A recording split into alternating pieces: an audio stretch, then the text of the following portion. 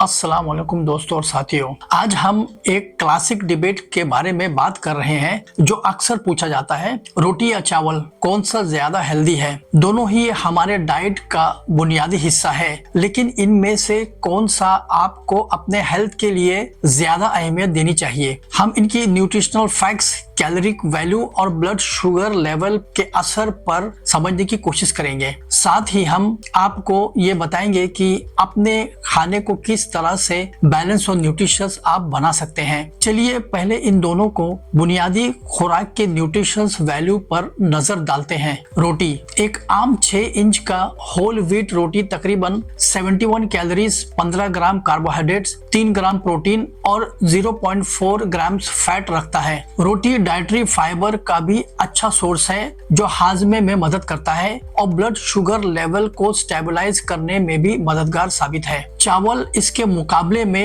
एक standard bowl पके हुए व्हाइट राइस तकरीबन 1 कप में लगभग 205 कैलोरीज, 45 ग्राम कार्बोहाइड्रेट्स, 4 ग्राम प्रोटीन्स और नेग्लिजिबल यानी ना के बराबर फाइबर होता है। जबकि चावल एनर्जी प्रोवाइड करता है, इसमें रोटी की तरह फाइबर की कमी होती है। अब बात करते हैं ग्लाइसेमिक इंडेक्स की, जो ये बताता है कि कोई खाना कितनी जल्दी ब्लड शुगर लेवल्स को बढ़ाता है।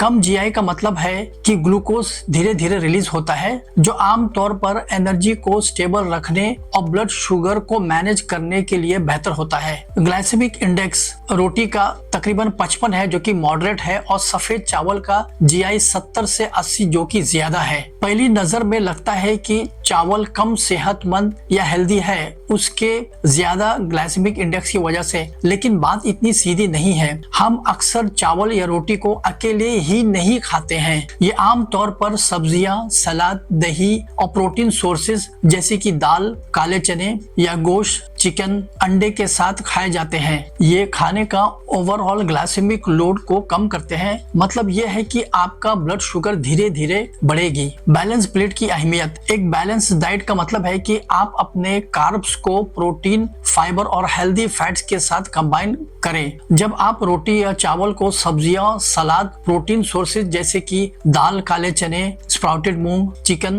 अंडे, पनीर या गोश्त के साथ खाते हैं, आप बैलेंस प्लेट बनाते हैं। ये न सिर्फ खाने का ग्लाइसेमिक लोड कम करते हैं, बल्कि आपको ज्यादा देर तक पेट भरा हुआ महसूस कराने का एहसास देते हैं, जिससे खाने की तलब या ओवर ईटिंग से भी बचाता है, गैर जरूरी खाने से भी बचाता है। आपको कितना प्रोटीन चाहिए डेली? मसल्स या मांसपेशियों की रिपेयर, हड्डियों की सेहत और मेटाबॉलिज्म को बढ़ाने के लिए प्रोटीन जरूरी है, खासकर हमारी उम्र बढ़ रही है या जब हम उम्र दराज है। रिकमेंडेड डाइटरी अलाउंस के मुताबिक नॉन एक्सरसाइजर यानी जो लोग वर्जिश या एक्सरसाइज नहीं करते, उन्हें 1 ग्राम प्रोटीन हर किलोग्राम बॉडी वेट के लिए चाहिए। एक्सरसाइजर्स लोग यानी जो लोग वर्जिश या एक्सरसाइज करते हैं, रोजाना 1.6 ग्राम हर किलोग्राम के लिए उनको चाहिए, डेली रिक्वायरमेंट्स है। मिसाल के तौर पर अगर आपका वजन 60 किलो है, तो अगर आप एक्सरसाइज नहीं कर रहे हैं तो आपको रोजाना 60 ग्राम प्रोटीन की जरूरत है।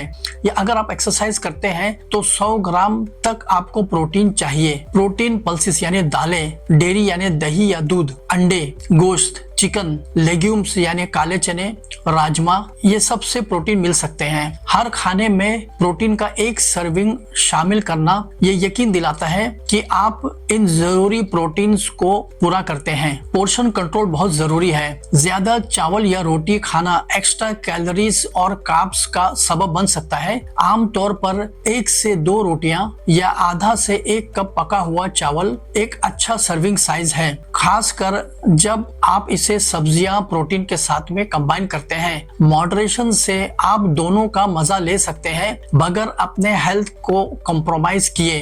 तो कौन सा एक दूसरे से ज्यादा बेहतर है? जरूरी नहीं है। रोटी या चावल दोनों के अपने अलग फायदे हैं, और अगर इन्हें बैलेंस के साथ और मॉडरेट क्वांटिटी में खाया जाए तो ये दोनों भी एक सेहतमंद डाइट का हिस्सा बना सकते हैं। बात है वैरायटी, बैलेंस और प्रोटीन कंट्रोल की। बात यह है कि इन्हें एक बैलेंस डाइट का हिस्सा बनाकर खाया जाए, जो कि सब्जियां, प्रोटीन और फैट से भरपूर हो। हमारे इंग्लिश कंटेंट देखने के लिए इकबाल हेल्थ मैटर्स विजिट करें। हेल्दी टिप्स और सेहतमंद वीडियो से भरपूर। मिलते हैं अगले वीडियो के साथ में, तब तक stay active and stay healthy.